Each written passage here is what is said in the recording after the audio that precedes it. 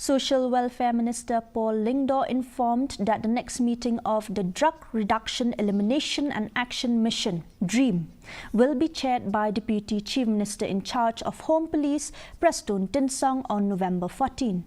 The minister informed this during a meeting with a delegation from the Hinyao Trap Youth Council HYC. Addressing the media, Lyngdoh highlighted that the issues raised by the HYC and other civil society organizations would be addressed at the upcoming DREAM meeting. He emphasized that the meeting would discuss both short-term and long-term strategies to tackle drug-related issues.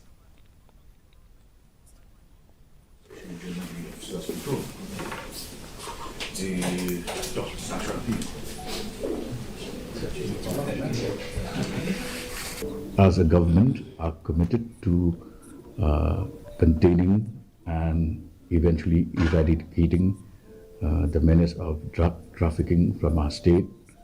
And the importance of the meeting on the 14th is that we will have a fresh look at our strategy of tackling the problem. There will be more focus on policing and the need to strengthen the ANTF.